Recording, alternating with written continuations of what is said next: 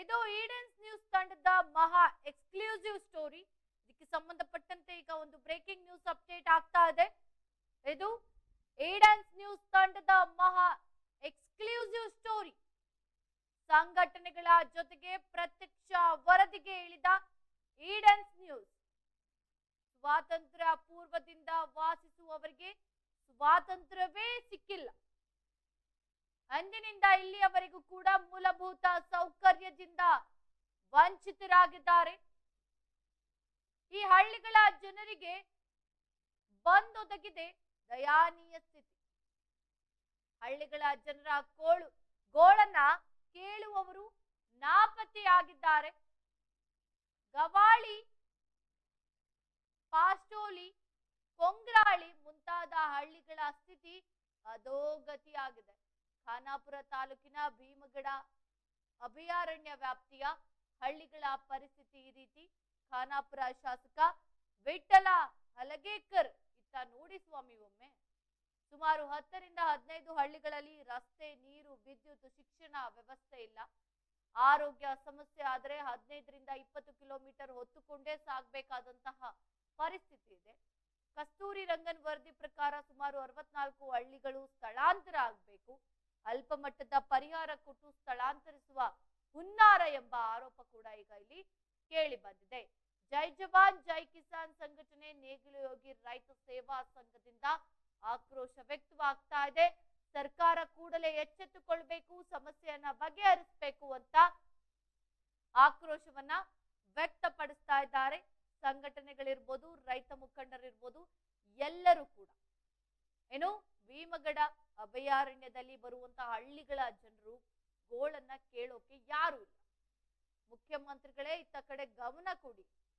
ಖಾನಾಪುರ ತಾಲೂಕಿನ ಭೀಮಗಡ ಅಭಯಾರಣ್ಯ ವ್ಯಾಪ್ತಿಯ ಹಳ್ಳಿಗಳಲ್ಲಿ ಬರುವಂತಹ ಗವಾಳಿ, ಪಾಸ್ಟೋಲಿ, ಕೊಂಗರಹಳ್ಳಿ ಮುಂತಾದ ಹಳ್ಳಿಗಳ ಜನರ ಗೋಳು ಕೇಳೋರಿಲ್ಲದಂತಾಗಿದೆ.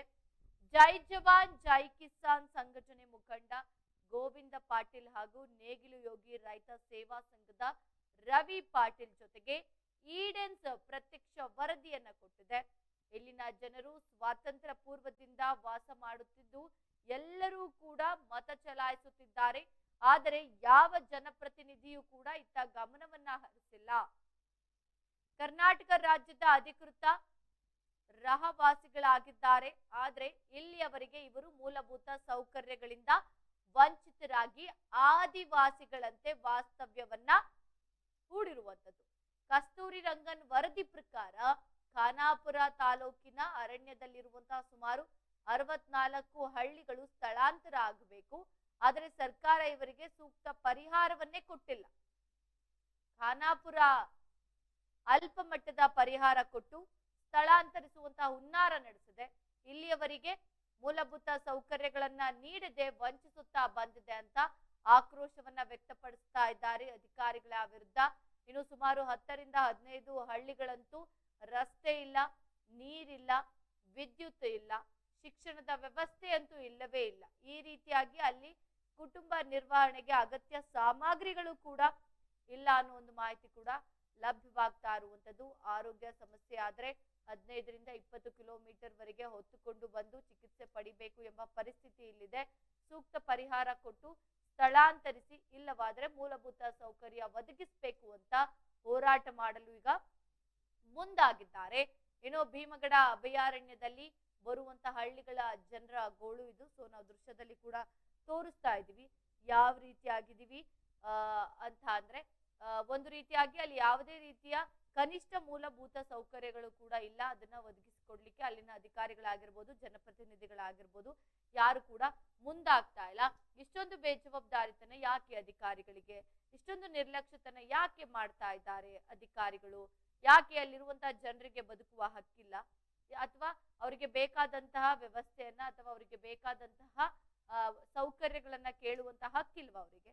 ಎಲ್ಲ ಇದೆ, ಕೇಳ್ತಾ ಇದ್ದಾರೆ. ಆದ್ರೆ ಅದನ್ನೆಲ್ಲ ಒದಗಿಸಿಕೊಡುವಲ್ಲಿ ನೀವು ವಿಫಲರಾಗ್ತಾ ಇದ್ದೀರಿ. ಅದನ್ನೆಲ್ಲ ಒದಗಿಸಿಕೊಡೋದ್ರಲ್ಲಿ ನೀವು ಯಾವುದೇ ಕಾರ್ಯಕ್ಕೆ ಮುಂದಾಗ್ತಾ ಇಲ್ಲ. ವಂಚಿತರಾಗಿ ಅವರು ಒಂದು ರೀತಿಯಾಗಿ ಆದಿವಾಸಿಗಳಂತೆ ಜೀವನವನ್ನ ಮಾಡ್ತಾ ಇದ್ದಾರೆ ಅಂತ ಹೇಳಿದ್ರು ಕೂಡ ತಪ್ಪಿಲ್ಲ. ಈ ರೀತಿಯಾಗಿ ಮುಂದುವರೆದ್ರೆ ಮುಂದಿನ ದಿನಗಳಲ್ಲಿ ಉಗ್ರವಾದ ಹೋರಾಟವನ್ನ ಅಲ್ಲಿನ ಜನರು ಕೂಡ ಮಾಡ್ತಾರೆ.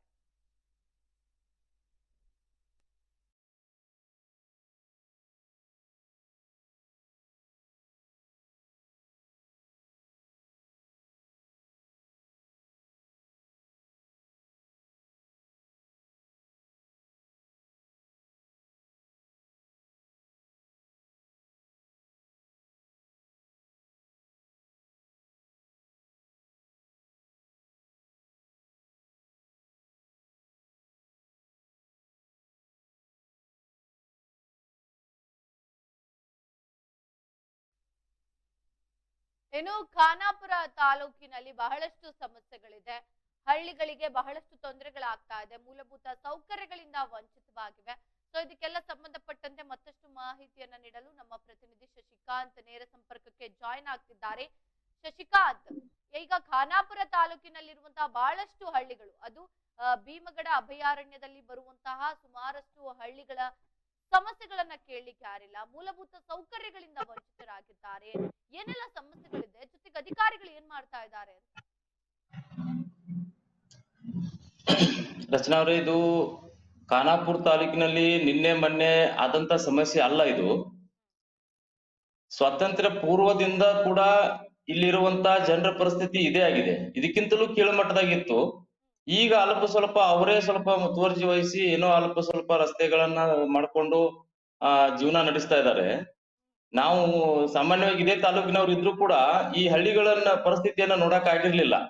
ನಿನ್ನೆ ದಿವಸ ಜೈ ಜವಾನ್ ಜೈ ಕಿಸಾನ್ ಸಂಘಟನೆಯ ಗೋವಿಂದ ಪಾಟೀಲ್ ಅವರು ಮತ್ತು ರವಿ ಪಾಟೀಲ್ ಅವರು ಒಂದ ಮುತುವರ್ಜಿ ವಹಿಸಿ ಆ ಹಳ್ಳಿಗಳ ಪರಿಸ್ಥಿತಿಯನ್ನ ನೋಡಿ ಬರೋಣ ಅಂತ ನಮ್ ಜೊತೆ ಹಂಚಿಕೊಂಡಾಗ, ಅವರೊಂದಿಗೆ ನಾವು ಹೋದಾಗ ಅಲ್ಲಿರುವಂತ ಪರಿಸ್ಥಿತಿ ನೋಡಿದ್ರೆ ನಮ್ಗೆ ಬಹಳ ಅಂದ್ರೆ ಬಹಳ ನೋವಾಗತ್ತೆ.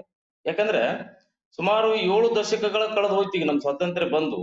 ಅಲ್ಲಿಂದ ಇಲ್ಲಿವರೆಗೂ ಅವರಿಗೆ ಮೂಲಭೂತ ಸೌಕರ್ಯಗಳನ್ನ ಒದಗಿಸೋಕ್ ಸರ್ಕಾರಕ್ಕೆ ಆಗ್ತಾ ಇಲ್ಲ ಅಂತಂದ್ರೆ ಯಾವ ಮಟ್ಟದಲ್ಲಿ ನಮ್ಮ ಸರ್ಕಾರ ನಡೀತಾ ಇದೆ ಅನ್ನೋದನ್ನ ನಾವು ಇವತ್ತು ಆಲೋಚನೆ ಮಾಡಬಹುದು ರಚನಾ ಅವ್ರೆ.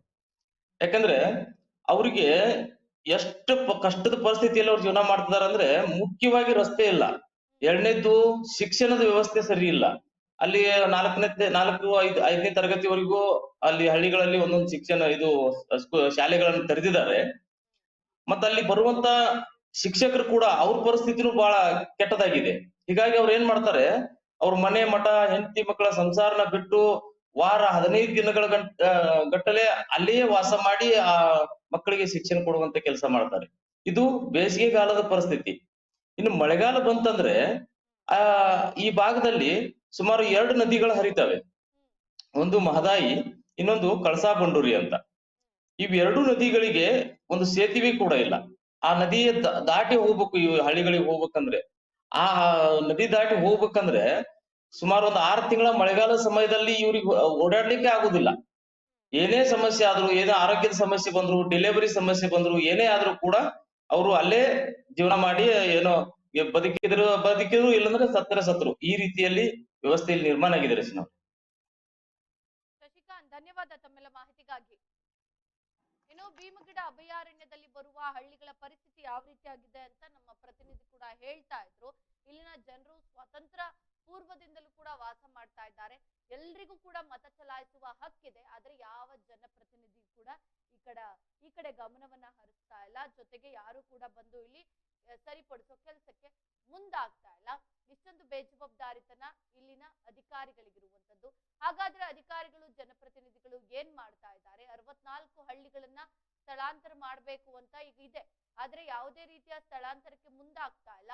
ಜೊತೆಗೆ ಅಲ್ಲಿರುವವರಿಗೆ ಅಟ್ಲೀಸ್ಟ್ ಕನಿಷ್ಠ ಮೂಲಭೂತ ಸೌಕರ್ಯಗಳನ್ನು ಕೂಡ ಕೊಡ್ಲಿಕ್ಕೆ ಮುಂದಾಗ್ತಾ ಇಲ್ಲ. ಸೊ ನಾವು ದೃಶ್ಯದಲ್ಲಿ ನೋಡ್ತಾ ಇದೀವಿ, ಅದು ಒಂದು ಮರದಲ್ಲಿ ಮಾಡ್ಕೊಂಡಿರುವಂತಹ ಸೇತುವೆ, ಅದು ಮರದ ತುಂಡುಗಳಿಂದ. ಸೊ ಅದ್ರಲ್ಲೇ ಓಡಾಡ್ತಾ ಇದ್ದಾರೆ.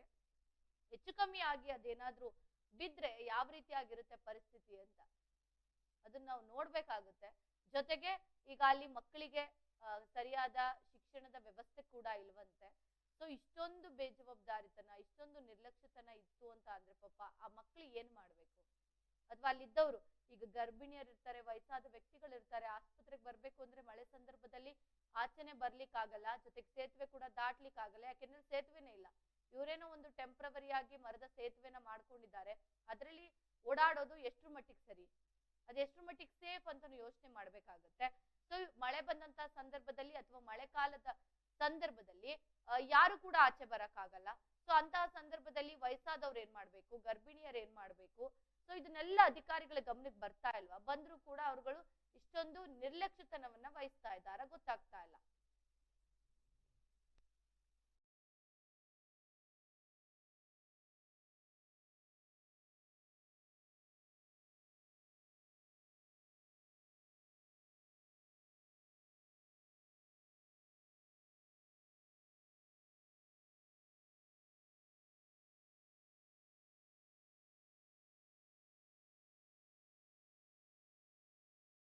ಬ್ರಿಡ್ಜ್ ಭಾಗವಾನ್ ಮಾಡಿಕೊಟ್ಟಾರೆ. ನಾಸಿರ್ ಭಾಗವಾನ್ ರಾಜಕೀಯ ಮುಖಂಡ.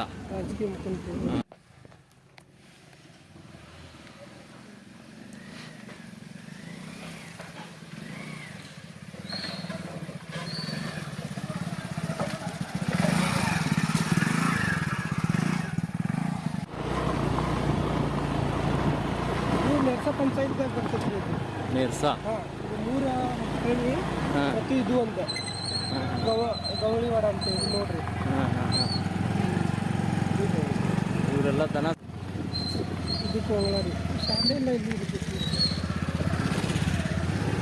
ಅದೇ ಶಾಲೆ ರೀ. ಅದೇ ಶಾಲೆ ರೀ. ಶಾಲೆ ಕಡೆ ಹೋಗ್ತೀನಿ ರೀ. ಹಾಂ ಕಂಬಾಳಿ ಮನೆ ನಾಳೆ ಇದನ್ನ ಯಾರ ಇದು ಬ್ರಿಡ್ಜ್ ಭಾಗವಾನ್ ಮಾಡಿಕೊಟ್ಟಾರೆ. ನಾಸಿರ್ ಭಾಗವಾನ್ ರಾಜಕೀಯ ಮುಖಂಡ. ರಾಜಕೀಯ ಮುಖಂಡ.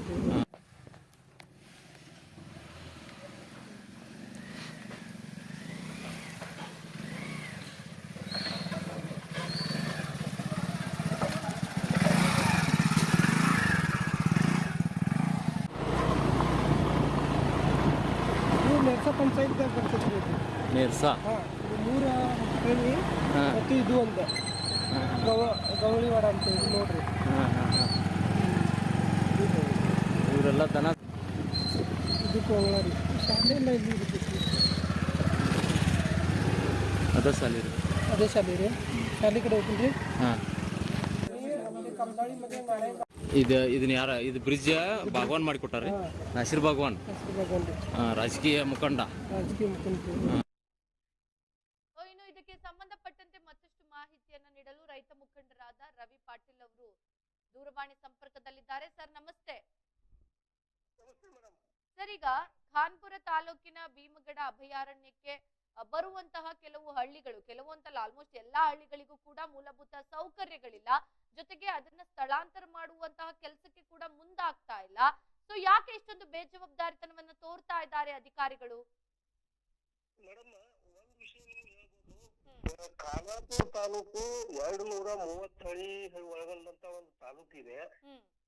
ಅದರಲ್ಲಿ ಒಂದು 50ರಿಂದ 60 ಹಳ್ಳಿ ಕಸ್ತೂರಿ ರಂಗನ ವರದಿ ಒಳಗೆ ಇದಾವ. ಅದರಲ್ಲಿ ಕಸ್ತೂರಿ ರಂಗನ ವರದಿ ಒಳಗ 12ರಿಂದ 15 ಹಳ್ಳಿಗಳು ಟೋಟಲಿ ಒಂದು ಮೂಲಭೂತ ಸೌಕರ್ಯ ಇಲ್ಲದಂತ ಒಂದು ಪರಿಸ್ಥಿತಿ ಒಳಗ ಅಲ್ಲಿದಾರ. 15 ಹಳ್ಳಿ ಬಹಳ ಅನುಭವಿ ಪರಿಸ್ಥಿತಿ. ನಿನ್ನೆ ನಾವು ಹೋಗಿದ್ದೆ, ಅಲ್ಲಿ ಬೈಕ್ ಕೂಡ ಹೋಗಂಗಿಲ್ಲ ಮೇಡಮ್. ಬೈಕ್ ಹಾಕೊಂಡ್ ಬಿದ್ದೆ ಅಲ್ಲೇ. 7 ಜನ ಹೋಗಿತ್ತು. ಅವ್ರು ಏನ್ ಕೇಳಾಕತ್ತಾರ ಅಂದ್ರೆ, ನಮ್ಗ ಕುಡಿಯಕ ನೀರು ಮತ್ತು ನಮ್ಮ ಮಕ್ಕಳ ಎಜುಕೇಶನ್ ಮತ್ತು ಆಮೇಲೆ ಒಂದು ಬಸ್ಸಿನ ಸೌಕರ್ಯ. ಅವರು ಮಕ್ಕಳೆಲ್ಲ ಗೋವಾಕ್ ಕೆಲ್ಸಕ್ಕೆ ಹೋಗಿದಾರ. ಅದು ತಂದೆ ತಾಯಿ. ನಾವೇನಂತವು 15 ಹಳ್ಳಿ ನೀವು ಕಸ್ತೂರಿ ರಂಗನ ವರದಿ ಒಳಗ ಅದಾವಂತಂದ್ರ ನೀವು ಅವರು 15 ಲಕ್ಷ ಪರಿಹಾರ ಕೊಡ್ತಾವಂತಾರ ಸರ್ಕಾರ. ನಾವೇನಂತವು ನಮಗ ಇಲ್ಲಿ ಒಂದೊಂದ್ ಕುಟುಂಬಕ್ಕೆ 4-3 ಎಕರೆ 5 ಎಕರೆ ಜಮೀನ ಅವ್ರ ಹೆಸರಲ್ಲೇ ಉತ್ತಾರ ಅದಾವ. ಅದೇ ಜಮೀನ ಅರಣ್ಯ ಇಲಾಖೆ ಕಡೆ ಅಂತ ಈ ಕಡೆ ನಮಗ ಖಾನಾಪುರ ಹತ್ತತ್ರ ಕೊಡಿಸಿ, ಆಮೇಲೆ ಒಂದು ಪ್ಲಾಟ್ ಕೊಡಿಸಿ 15 ಲಕ್ಷ ರೂಪಾಯಿ ಪರಿಹಾರ ಕೊಡಂತ ನಮ್ಮ ಬೇಡಿಕೆ ಇದೆ ರೈತರದ. ಈಗ ಇವ್ರು 15 ಲಕ್ಷ ರೂಪಾಯಿ ಕೊಟ್ರ ನಾವು ಪ್ಲಾಟ್ ಖರೀದಿ ಮಾಡ್ಬೇಕು, ಅಲ್ಲಿ ಮನಿ ಕಟ್ಕೋಬೇಕು. ಇಲ್ಲಿ 4 ಎಕರೆ ಹೊಲ ಇವ್ರ ಹೆಸರ್ಲೆ ಇದ್ದಂತ ಉತ್ತಾರ ಅದನ್ನ ಅರಣ್ಯ ಇಲಾಖೆದವ್ರ ಕಬ್ಜಾ ತಗೋತಾರ. ರೈತರಿಗೆ ಉಪಜೀವನಕ್ಕೆ ಏನ್ ಬೇಕ್ರಿ? ಉಪಜೀವನಕ್ಕೆ ಏನ್ ಮಾಡ್ಬೇಕು ಅವ್ರು? ಇದು ಯಾಕಂದ್ರ ಅವರು ರೇಷನ್ ಕಾರ್ಡ್ ಹೊಂದಿದವ್ರದಾರು, ಆಧಾರ್ ಕಾರ್ಡ್ ಹೊಂದಿದವ್ರದಾರು. ಅವರು ಇಲ್ಲಿ ಎಲ್ಲ ಜನಪ್ರತಿನಿಧಿಗೆ ಇಲ್ಲೇ ವೋಟ್ ಹಾಕ್ತಾರ ಖಾನಾಪುರ ಭಾಗದಾಗ. ಆದ್ರ ಖಾನಾಪುರ ಭಾಗದಾಗ ಇಲೆಕ್ಷನ್ ನಿಲ್ಲುವಂತ ಒಂದು ಅಭ್ಯರ್ಥಿ ಊರಿಗೆ ಹೋದಾಗ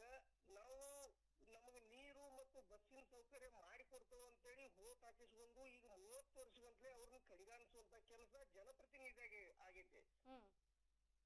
ಆಕ್ಚುಲಿ ಮನಸ್ಸು ಮಾಡಿ ಕ್ಯಾಬಿನೆಟ್ ಒಳಗೆ ಚರ್ಚೆ ಮಾಡಿ ಜನಪ್ರತಿನಿಧಿ ದಿಟ್ಟತನದ್ಲೆ ಆ ಬಡವರು ಬೆನ್ನಿಗೆ ನಿಂತ್ರ ಇವು ಒಂದಿಲ್ ಬಾಳಿಲ್ತೋಡೆ ಸಕ್ಸಸ್ ಆಗುವಂತ ಕೆಲಸ.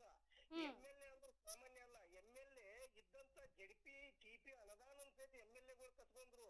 ಯಾಕಂದ್ರೆ ಒಂದು ಜೆಡಿಪಿ ಆದಂತ ಕ್ಯಾಂಡಿಡೇಟ್ ಮುಂದೆ ನೆಕ್ಸ್ಟ್ MLA ಕ್ಯಾಂಡಿಡೇಟ್ ಆಗುವ ಒಂದು ಸನ್ನಿವೇಶ ನಿರ್ಮಾಣ ಆದಾಗ ಎಲ್ಲ ಬರುವಂತ ಜೆಡಿಪಿ ಬರುವಂತ ಒಂದು ಅನುದಾನಗಳನ್ನ ಅವನ್ನೆಲ್ಲ ಕಸ್ಕೊಂಡು ಎಲ್ಲ MLAಗಳು ಇಟ್ಕೊಂಡ್ರು.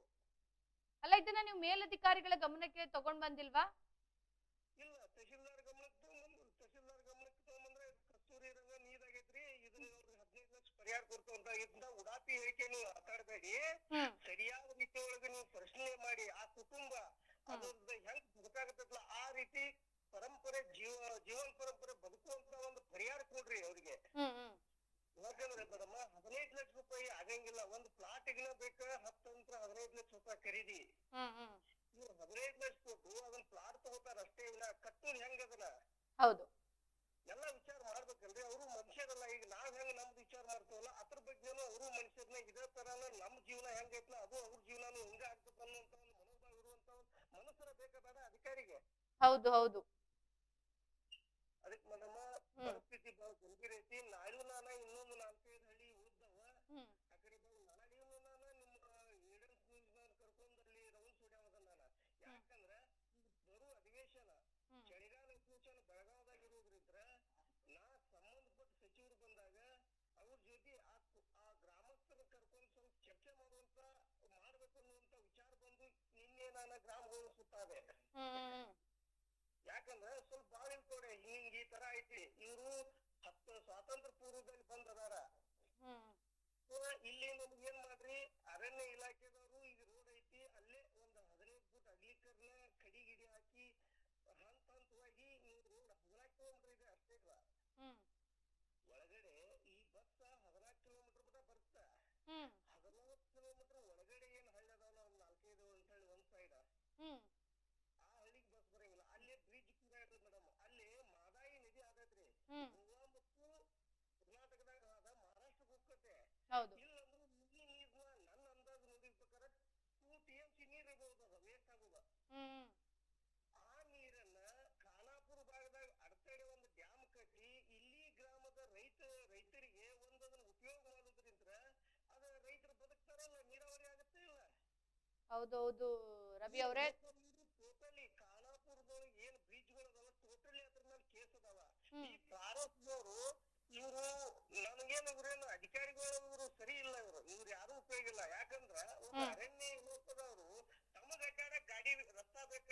ತಾವು ಹಾನಿ ಇದು ಏನ್ರ ಕಟ್ಟಿಗೆ ಸಂಬಂಧ ಅಡ್ಡಾಡೋಕ್ ರಸ್ತಾ ಬೇಕ. ಅದನ್ನ ಜನರು ಅಡ್ಡಾಡಕತ್ರ ಇದನ್ನ ಕೋರ್ಟಿಗೆ ಹಾಕ್ತಾರ. ಇದೇ ಖಂಡಿತ ಖಂಡಿತ ನಾವು ಕೂಡ ಇದನ್ನ ಅಧಿಕಾರಿಗಳ ಜೊತೆ ಮಾತಾಡ್ತೀವಿ. ಖಂಡಿತ ನಾವೇ ಅಧಿಕಾರಿಗಳ ಜೊತೆ ಮಾತಾಡ್ತೀವಿ. ಧನ್ಯವಾದ ರವಿ ಅವರೇ ಇಷ್ಟೊತ್ತು ಈಡನ್ಸ್ ವಾಹಿನಿ ಜೊತೆ ಮಾತಾಡಿದ್ದಕ್ಕೆ. ಇನ್ನು ಭೀಮಗಡ ಅಭಯಾರಣ್ಯಕ್ಕೆ ಬರುವಂತಹ ಹಳ್ಳಿಗಳ ಪರಿಸ್ಥಿತಿ ಯಾವ ರೀತಿ ಆಗಿದೆ ಅಂತ ರೈತ ಮುಖಂಡರಾದಂತಹ ರವಿ ಅವರು ಕೂಡ ವಿಸ್ತಾರವಾಗಿ ಹೇಳಿದ್ರು. ಅವರು ಕೂಡ ಅಲ್ಲಿಗೆ ಭೇಟಿಯನ್ನ ಕೊಟ್ಟಿದ್ದಂತಹ ಸಂದರ್ಭದಲ್ಲಿ ಅಲ್ಲಿನ ಪರಿಸ್ಥಿತಿ ಯಾವ ರೀತಿ ಆಗಿದೆ, ಜೊತೆಗೆ ಅಲ್ಲಿ ಯಾವ ರೀತಿ ಜೀವನವನ್ನ ಮಾಡ್ತಾ ಇದ್ದಾರೆ ಎಲ್ಲವನ್ನ ಕೂಡ ಅವರು ಪ್ರತ್ಯಕ್ಷವಾಗಿ ನೋಡಿದ್ದಾರೆ. ಸೊ ಅದಕ್ಕೆ ಸಂಬಂಧಪಟ್ಟಂತೆ ಯಾರ ಗಮನಕ್ಕೆ ಅಂದ್ರೆ ಅಧಿಕಾರಿಗಳ ಗಮನಕ್ಕೆ ತಂದ್ರು ಕೂಡ ಅವರು ತಲೆ ಕೆಡಿಸ್ಕೋತಾ ಇಲ್ಲ, ಬೇಜವಾಬ್ದಾರಿತನ ವರ್ತನೆಯನ್ನ ತೋರ್ತಾ ಇದ್ದಾರೆ ಅಂತ ಈಗ ಆಕ್ರೋಶವನ್ನ ವ್ಯಕ್ತಪಡಿಸ್ತಾ ಇದ್ದಾರೆ.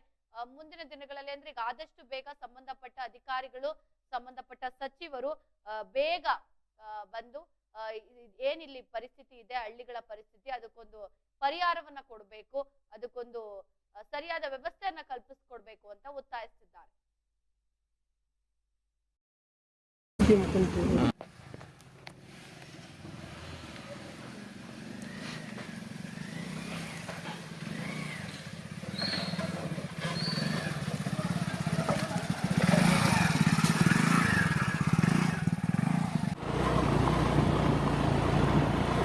ನೆರ್ಸಾ ಪಂಚಾಯತ್ದಾಗ ಬರ್ತೈತ್ರಿ. ನೆರ್ಸಾ ಇದು 3 ಹಳ್ಳಿ ಮತ್ತು ಇದು ಒಂದು ಗವಳಿವಾಡ ಅಂತ ಇದು ನೋಡ್ರಿ. ಇವರೆಲ್ಲ ದನ ಇದು ಕೋಲಾರಿ ಶಾಲೆ ಎಲ್ಲ ಇಲ್ಲಿ ಇರ್ತೈತಿ. ಅದ ಸಾಲಿ ಅದೇ ಶಾಲೆ ರೀ. ಇದನ್ನ ಯಾರ ಇದು ಬ್ರಿಡ್ಜ್ ಭಾಗವಾನ್ ಮಾಡಿಕೊಟ್ಟಾರಿ. ನಾಸಿರ್ ಭಾಗವಾನ್ ರಾಜಕೀಯ ಮುಖಂಡ. ರಾಜಕೀಯ ಮುಖಂಡ.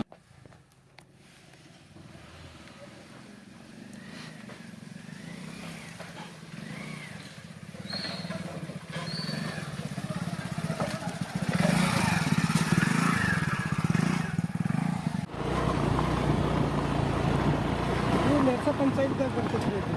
ನೇರ್ಸ. ಹಾಂ, ಇದು 3 ಹೇಳಿ ಮತ್ತು ಇದು ಒಂದು ಗವಳಿವಾಡ ಅಂತ ಇದು ನೋಡ್ರಿ. ಇವರೆಲ್ಲ ದನ. ಇದು ಕೋಲಾರಿ ಶಾಲೆ ಎಲ್ಲ ಇಲ್ಲಿ ಇರ್ತೈತಿ. ಅದ ಶಾಲೆ ರೀ. ಇದನ್ನ ಯಾರ ಇದು ಬ್ರಿಡ್ಜ್ ಭಾಗವಾನ್ ಮಾಡಿಕೊಟ್ಟಾರಿ. ನಾಸಿರ್ ಭಾಗವಾನ್ ರಾಜಕೀಯ ಮುಖಂಡ. ರಾಜಕೀಯ ಮುಖಂಡ.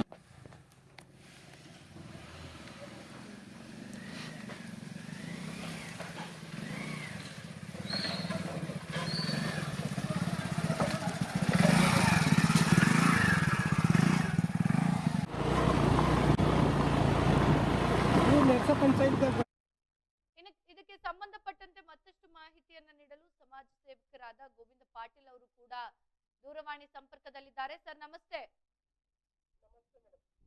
ಸರ್, ಈಗ ನೀವು ಕೂಡ ಭೀಮಗಡ ಅಭಯಾರಣ್ಯದಲ್ಲಿ ಬರುವಂತಹ ಹಳ್ಳಿಗಳ ಪರಿಸ್ಥಿತಿ ಯಾವ ರೀತಿ ಇದೆ ಅಂತ ಕೂಡ ನೀವು ನೋಡ್ತಾ ಇದ್ದೀರಾ. ಸೊ ಯಾಕೆ ಇಷ್ಟೊಂದು ಬೇಜವಾಬ್ದಾರಿತನ, ಅದಕ್ಕೇನು ಪರ್ಯಾಯ ವ್ಯವಸ್ಥೆ ಮಾಡ್ಲಿಕ್ಕೆ ಆಗೋದೇ ಇಲ್ವಾ ಅಂತ? ಮೇಡಮ್, ಅಲ್ಲಿ ಬಹಳ ಸಮಸ್ಯೆ ಅದಾವ್ರಿ. ಅದು ಬ್ರಿಟಿಷ್ ಟೈಮ್ದಿಂದ ಅದಕ್ಕಿಂತ ಮುಂದಿಂದ ಅಲ್ಲಿ ಜನರು ಇರ್ತಾರ. ಅಲ್ಲಿ ಅವ್ರ ಊರ್ನು ಅದಾವ್ರಿ, ಸ್ಕೂಲ್ನು ಅದಾವ್ರಿ. ರಸ್ತೆ ಇಲ್ರಿ ಮೇಡಮ್, ಅಲ್ಲಿ ರಸ್ತೆ ಇಲ್ರಿ, ಕರೆಂಟ್ ಇಲ್ರಿ, ಮತ್ತು ನೆಟ್ವರ್ಕ್ ಇಲ್ರಿ ಮೇಡಮ್. ಅಲ್ಲಿ ನಮ್ಗೇನು ಒಂದು ತರ ಇದು ಥಿಂಕಿಂಗ್ ಬರ್ತೈತ್ರಿ ಮೇಡಮ್. ಇದು ಕರ್ನಾಟಕ ರಾಜ್ಯದಾಗ ಈ ತರಾನು ಹಳ್ಳಿ ಅದಾವಂತೆ ಮೇಡಮ್. ಜಮ್ಮು ಕಾಶ್ಮೀರದಾಗ ಮೇಡಮ್ ಎಲ್ಲಾ ಫಾರೆಸ್ಟ್ ಏರಿಯಾ ರೀ. ಬಟ್ ಅಲ್ಲಿ 2 ಕಿಲೋಮೀಟರ್ದಾಗ ಒಂದೊಂದ್ ಮನೆ ಅದಾವ್ರಿ. ಅಲ್ಲಿನೂ ರೋಡ್ ಹೋಗಿದಾರಿ, ಮತ್ತು ನೀರಿನ ಸಮಸ್ಯೆ ಏನಿಲ್ರಿ ಅಲ್ಲಿ, ಮತ್ತು ಕರೆಂಟ್ ಎಲ್ಲ ಸೌಲಭ್ಯ ಅದಾವ್ರಿ, ಎಲ್ಲಾ ಸೌಲಭ್ಯ ಅದಾವ್ರಿ. ನಮ್ಮ ಕರ್ನಾಟಕ ರಾಜ್ಯದಾಗ ಈ ತರ ಒಂದು ಇದು ಹಳ್ಳಿಗಳನ್ನು ಅದಾವಂತೆ. ನಮ್ಗೇನು ಒಂದು ಇದು ಬಾಳ ಇದು ಬರ್ತೈತ್ರಿ ಮೇಡಮ್. ಬಾಳ ತುಂಬಾ ಇದು ಪ್ರಾಬ್ಲಮ್ ರೀ ಮೇಡಮ್. ಇಲ್ಲಿ ಬಾಳ ಸಮಸ್ಯೆ ರೀ. ಖಂಡಿತ ಸರ್, ಇದನ್ನ ನಾವು ಕೂಡ ಅಧಿಕಾರಿಗಳ ಗಮನಕ್ಕೆ ತಗೊಂಡ್ ಬರ್ತೀವಿ. ಧನ್ಯವಾದ ಸರ್ ಮಾತಾಡಿದ್ದಕ್ಕೆ ಈಡೆನ್ಸ್ ವಾಹಿನಿ ಜೊತೆ. ಮೇಡಮ್, ಈಡೆನ್ಸ್ ನ್ಯೂಸ್ಗೆ ಥ್ಯಾಂಕ್ಸ್ ಹೇಳ್ರಿ ಮೇಡಮ್. ಯಾಕಂದ್ರೆ ಇದುವರೆಗೆ ಯಾರು ಅಲ್ಲಿ ನ್ಯೂಸ್ ರಿಪೋರ್ಟರ್ ಹೋಗ್ಲಿಲ್ಲ ಮೇಡಮ್. ಅಲ್ಲಿಂದ ಫೋಟೋ ತಗೊಂಡ್ ಹಾಕ್ತಾರ್ರಿ, ಬಟ್ ಅದುವರೆಗೆ ಹೋಗ್ಲಿಲ್ಲ ಮೇಡಮ್. ಫಸ್ಟ್ ಟೈಮ್ ನಿಮ್ದ ಈಡೆನ್ಸ್ ನ್ಯೂಸ್ ಅಲ್ಲಿ ಹೋಗಿ ಅಲ್ಲಿ ಜನರ ಸಮಸ್ಯೆ ನೋಡ್ಕೊಂಡ್ ಬಂದಿದ್ದಾರೆ ನಿನ್ನೆ. ಬಹಳ ತುಂಬಾ ಥ್ಯಾಂಕ್ಸ್ ಅಂತ ಹೇಳ್ರಿ. ನಿಮ್ಮ ಪ್ರಮುಖ ಯಾರದಾವ ನ್ಯೂಸ್ ಚಾನೆಲ್ ಅವ್ರಿಗೇನೆ ಹೇಳ್ರಿ ಮೇಡಮ್. ನಾನು ಜೈ ಜವಾನ್ ಜೈ ಕಿಸಾನ್ ಸಂಘಟನೆ ಅಧ್ಯಕ್ಷ ಗೋವಿಂದ್ ಪಾಟೀಲ್ ಅಂತೆ. ಸಮಾಜ ಸೇವಾ ಕರ್ನಾಟಕ ರಾಜ್ಯ ಒಂದು ಫೌಂಡೇಶನ್ ಅದ ರೀ, NGO ಸಮಾಜ ಸೇವಾ NGO. ಖಂಡಿತ ಸರ್. ಹೌದ್ರಿ. ಮತ್ತೆ ನಿಮ್ಗೆ ಬಹಳ ಇದು ಧನ್ಯವಾದ ಮೇಡಮ್. ಯಾಕಂದ್ರೆ ನೀವು ನ್ಯೂಸ್ ರಿಪೋರ್ಟರ್ ಆ ತರ ಫಾರೆಸ್ಟ್ ದಾಗ ಹೋಗಿ ಅಲ್ಲಿ ಬಹಳ ಇದು ಅದಾವ್ರಿ. ಹೋಗಾಕ ರಸ್ತಾನು ಇಲ್ರಿ, ಏನಿಲ್ರಿ, ಬ್ರಿಡ್ಜ್ನು ಇಲ್ರಿ. ಅಲ್ಲಿ ಹೋಗಿ ಅವ್ರ ಸಮಸ್ಯೆ ಎಲ್ಲಾರು ಈ ತರ ಇದು ಕರ್ನಾಟಕ ರಾಜ್ಯ ಒಳಗಡೆ ಇದು ಮಾಡ್ತಾರೆ. ಅದಕ್ಕೆ ಥ್ಯಾಂಕ್ಸ್ ರೀ ಮೇಡಮ್. ಖಂಡಿತ sir, thank you so much. ನೋಡೋಣ, ನಾವು ಕೂಡ ಇದನ್ನ ಅಧಿಕಾರಿಗಳ ಗಮನಕ್ಕೆ ತರ್ತೀವಿ. ಮೇಡಮ್ ನೋಡ್ರಿ, ನಾನು ಬಹಳ ದಿನದಿಂದ ಇದು ಪ್ರಯತ್ನ ಮಾಡಕ್ತೇನ್ರಿ. ಯಾಕಂದ್ರೆ ಅವ್ರಿಗೆ ಪಾಪ ಅವ್ರಿಗೆ ಒಂದು ಬಸ್ ನೋಡ್ತೇನಂತಂದ್ರೆ ಒಂದು ಬಸ್ ನೋಡ್ತಿದ್ರಿ ನಮ್ಮ ಊರಾಗ. ಯಾಕಂದ್ರೆ ಭಾರತ ಸ್ವತಂತ್ರ ಆಗಿದೆ. ನಾವೇನು ಬೇರೆ ದೇಶದಾಗ ಇರೋದಿಲ್ಲ. ಇದೇ ದೇಶದಾಗ, ಇದೇ ರಾಜ್ಯದಾಗ, ಕರ್ನಾಟಕ ರಾಜ್ಯದಾಗ ಇರ್ತೀವಿ. ನಮ್ಗೆ ಏನು ಆ ತರ ಇದು ನೆರ್ಸ ಪಂಚಾಯತ್ದಾಗ ಬರ್ತೈತೆ ರೀ ಇದು. ನೇರ್ಸ. ಹಾಂ, ಇದು 3 ಹೇಳಿ ಮತ್ತು ಇದು ಒಂದು ಗವಳಿವಾಡ ಅಂತ ಇದು ನೋಡ್ರಿ. ಇವರೆಲ್ಲ ದನ. ಇದು ಕೋಲಾರಿ ಶಾಲೆ ಎಲ್ಲ ಇಲ್ಲಿ ಇರ್ತೈತಿ. ಅದ ಶಾಲೆ ರೀ. ಅದೇ ಶಾಲೆ ರೀ. ಶಾಲೆ ಕಡೆ ಹೋಗ್ತೀನಿ ರೀ. ಇದು ಕೋಲಾರಿ ಶಾಲೆ ಎಲ್ಲ ಇಲ್ಲಿ ಇರ್ತೈತಿ. ಅದ ಶಾಲೆ ರೀ. ಅದೇ ಶಾಲೆ ರೀ. ಇದನ್ನ ಯಾರ ಇದು ಬ್ರಿಡ್ಜ್ ಭಾಗವಾನ್ ಮಾಡಿಕೊಟ್ಟಾರಿ. ನಾಸಿರ್ ಭಾಗವಾನ್ ರಾಜಕೀಯ ಮುಖಂಡ. ರಾಜಕೀಯ ಮುಖಂಡ.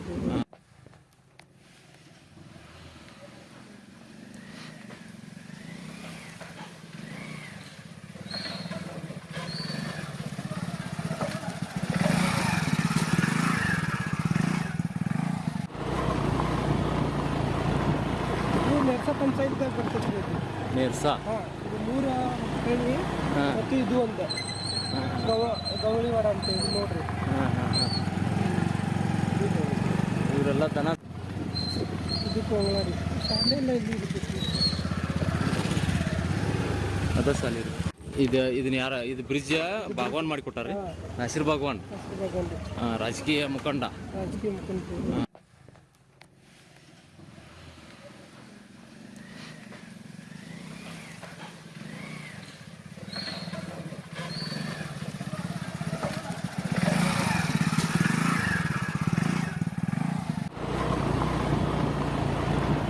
ಇದು ನೆರ್ಸ ಪಂಚಾಯತ್ದಾಗ ಬರ್ತೈತ್ರಿ ಇದು. ನೇರ್ಸಾ ಇದು 3 ಹೇಳಿ ಹಾಂ ಮತ್ತು ಇದು ಒಂದು ಗವಳಿವಾಡ ಅಂತ ಇದು ನೋಡ್ರಿ. ಹಾಂ ಹಾಂ ಹಾಂ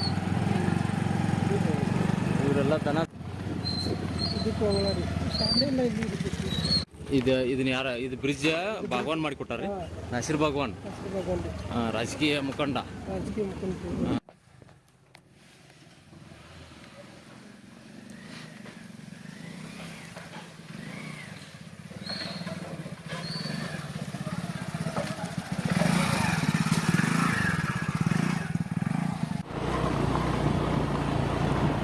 ಇದು ನೆರ್ಸ ಪಂಚಾಯತ್ದಾಗ ಬರ್ತೈತ್ರಿ ಇದು. ನೇರ್ಸಾ ಇದು 3 ಹೇಳಿ ಹಾಂ ಮತ್ತು ಇದು ಒಂದು ಗವಳಿವಾಡ ಅಂತ ಇದು ನೋಡ್ರಿ. ಹಾಂ ಹಾಂ ಹಾಂ ಇವರೆಲ್ಲ ದನ ಇದು ಕೋಲಾರಿ ಶಾಲೆ ಎಲ್ಲ ಇಲ್ಲಿ ಇರ್ತೈತಿ. ಅದ ಸಾಲಿ ಅದೇ ಶಾಲೆ ರೀ. ಶಾಲೆ ಕಡೆ ಹೋಗ್ತೀನಿ. ಹಾಂ ಇದನ್ನ ಯಾರ ಇದು ಬ್ರಿಡ್ಜ್ ಭಾಗವಾನ್ ಮಾಡಿಕೊಟ್ಟಾರೆ. ನಾಸಿರ್ ಭಾಗವಾನ್ ರಾಜಕೀಯ ಮುಖಂಡ. ರಾಜಕೀಯ ಮುಖಂಡರು.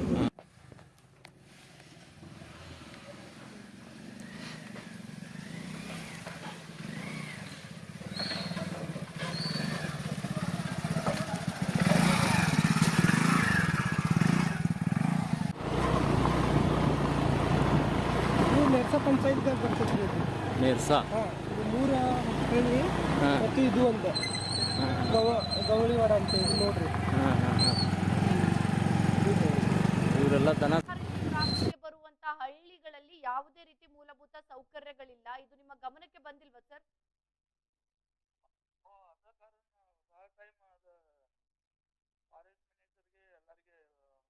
ರಿಕ್ವೆಸ್ಟ್ ಮಾಡಿ ರಸ್ತೆ ಚರಂಡಿ ಎಲ್ಲ ಮಾಡ್ರಿ ಅಂತ ರಿಕ್ವೆಸ್ಟ್ ಮಾಡಿದ್ರೆ ಇದು ಆಗಂಗಿಲ್ಲ.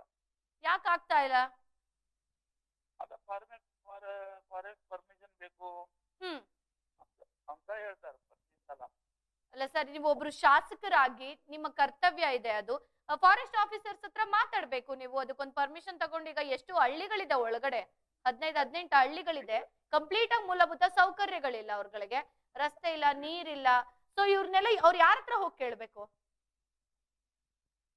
ಅದ ಕಾರಣ ಒಂದು ಪ್ಲಾನ್ ಮಾಡಿದ್ದೆ ಈಗ.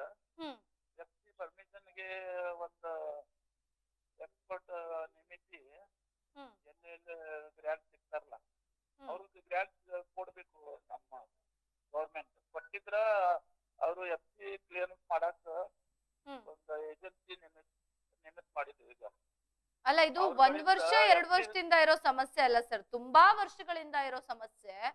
ಸೊ ಇಷ್ಟು ದಿನ ಇದಕ್ಕೆ ಯಾಕೆ ಸರಿ ಮಾಡಕ್ ಮುಂದಾಗ್ತಾ ಇಲ್ಲ ನೀವು ಅಂತ? ನಾ ಈಗ ಪ್ರಯತ್ನ ಚಾಲು ಮಾಡಿದ್ದೇವೆ. ಹಿಂದೆ ಏನ ಯಾರು ಮಾಡಿಲ್ಲ ಅದ ಏನ್ ಮಾತಾಡಂಗಿಲ್ಲ. ಓಕೆ, ಒಂದು ವರ್ಷದಲ್ಲಿ ಅದ ಪ್ಲಾನ್ ಎಲ್ಲ ಪ್ಲಾನಿಂಗ್ ನಲ್ಲಿ ಹೋಗ್ತೇವೆ ಈಗ. ಈಗ 1 ವಾರದಲ್ಲಿ ಅದಕ್ಕೆ ಸಮಸ್ಯೆಗೆ ಪರಿಹಾರ ಕೊಡ್ತೀರಾ? ಹಾ, ಸಮಸ್ಯೆಗೆ ಪಕ್ಕ ಈಗ ಪ್ಲಾನಿಂಗ್ ಮಾಡಿದೆ ಈಗ. ಹ್ಮ್ ಅವ್ರು ಚಾಲು ಅದಾರ ಈಗ ಕೆಲಸ. ಓಕೆ ಸರ್, ಯಾಕೆ ಅಂತ ಅಂದ್ರೆ ಒಂದು ರಸ್ತೆ ಸಮಸ್ಯೆ, ಕುಡಿಯೋ ನೀರಿನ ಸಮಸ್ಯೆ, ಶಿಕ್ಷಣದ ಸಮಸ್ಯೆ, ವಿದ್ಯುತ್ ಸಮಸ್ಯೆ. ನೀರಿನ ಸಮಸ್ಯೆ ಇದೆ. ಬಹುಗ್ರಾಮ ಯೋಜನೆ ಅದಲ್ಲ, ಹಾ ಅದು ಮಲೆನಾಡಿನಲ್ಲಿ ಅಲ್ಲೇ ಡ್ಯಾಮ್ ಕಟ್ಟಬೇಕು. ಅವರು ಡ್ಯಾಮ್ ಕಟ್ಟಾಕ ಒಂದು ಲೆಟರ್ ಕೊಟ್ಟಿದ್ರು ಈಗ ಹ್ಮ್ ಶಿವಕುಮಾರ್ ಸಾಹೇಬ್ ಕಡೆ. ಹ್ಮ್ ಅಲ್ಲಿಂದ ಇವರು ಪರ್ಮಿಷನ್ ಕೊಟ್ಟಿದ್ರ ಹ್ಮ್ ಈ ಕಳಸಾ ಬಂಡೂರ ಆಗಿದ್ಮೇಲೆ ಅದ ಈ ಸಮಸ್ಯೆ ಬಗೆಹರಿಸ್ತದೆ. ಖಂಡಿತ ಸರ್, 1 ವಾರ ಅಂತ ಹೇಳಿದಿರಾ. 1 ವಾರದಲ್ಲಿ ಆದಷ್ಟು ಬೇಗ ಏನು ಸಮಸ್ಯೆಗಳಿದೆ ಅದನ್ನ ಹಂತವಾಗಿ ಬಗೆಹರಿಸಬೇಕು. ಖಂಡಿತ ಖಂಡಿತ ಸರ್, ಧನ್ಯವಾದ ಸರ್ ಈಡನ್ಸ್ ವಾಹಿನಿ ಜೊತೆ ಮಾತನಾಡಿದ್ದಕ್ಕೆ. ಏನೋ ಖಾನಾಪುರ ಶಾಸಕರಾದಂತಹ ವಿಠಲ್ ಅವರು ಭರವಸೆಯನ್ನ ಕೊಟ್ಟಿದ್ದಾರೆ. 1 ವಾರದಲ್ಲಿ ಸಮಸ್ಯೆಗಳಿಗೆ ಪರಿಹಾರವನ್ನ ಕೊಡ್ತೇವೆ ಅಂತ. ಖಾನಾಪುರ ಶಾಸಕ ವಿಠಲ್ ಸೋಮಣ್ಣ ಅವರು ದೂರವಾಣಿ ಸಂಪರ್ಕದ ಮೂಲಕ ಈಡೆನ್ಸ್ ವಾಹಿನಿ ಜೊತೆ ಮಾತನಾಡಿದ್ದಾರೆ. ಭರವಸೆ ಕೊಟ್ಟಿದ್ದಾರೆ. 1 ವಾರದಲ್ಲಿ ಹಂತವಾಗಿ ಏನೆಲ್ಲ ಸಮಸ್ಯೆಗಳಿದೆ ಅದಕ್ಕೆ ಪರಿಹಾರವನ್ನ ಕೊಡುವಂತಹ ಕೆಲಸವನ್ನ ಮಾಡ್ತೀವಿ ಅಂತ. ಇಲ್ಲಿ ಏನ್ ಪ್ರಾಬ್ಲಮ್ಸ್ ಇದೆ, ವಿದ್ಯುತ್ ಸಮಸ್ಯೆ ಇರ್ಬೋದು, ಬಸ್ಸಿನ ಸಮಸ್ಯೆ, ರಸ್ತೆ ಸಮಸ್ಯೆ ಎಲ್ಲವನ್ನ ಕೂಡ ಸರಿಪಡಿಸ್ತೀವಿ ಅನ್ನೋ ಒಂದು ಮಾತನ್ನ ಕೂಡ ಹೇಳ್ತಾ ಇದ್ದಾರೆ. ನೋಡೋಣ 1 ವಾರದಲ್ಲಿ ಯಾವ ರೀತಿಯಾಗಿ ಕ್ರಮ ಕೈಗೊಳ್ತಾರೆ ಅಂತ.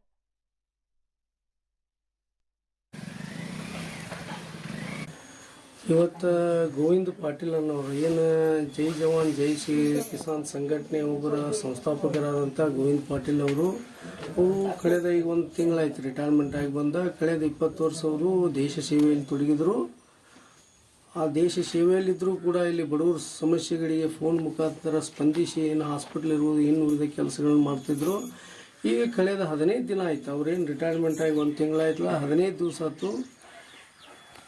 ರವಿ ಪಾಟೀಲ್ ಅವರ ಸ್ವಲ್ಪ ಬನ್ನಿರಿ, ನೀವು ಎಲ್ಲ ನೀವು ಸಾರ್ವಜನಿಕ ಮತ್ತು ಸೋಷಲ್ ಒಂದು ಎಲ್ಲ ಸೇವೆ ನೀವು ಮಾಡ್ತಿದ್ರಿ ಜಿಲ್ಲೆ ಒಳಗೆ ರಾಜ್ಯದೊಳಗೆ ಅಂದಾಗ ಇವತ್ತು ನಾ 15 ದಿವಸದ ಮಟ್ಟ ಅವ್ರು ಕರೆ ಕೊಟ್ಕೊಂತಿದ್ದಾಗ ನಾನು ಬಿಡು ತೊಗೊಂಡು ಇಲ್ಲಿ ಬಂದೆ.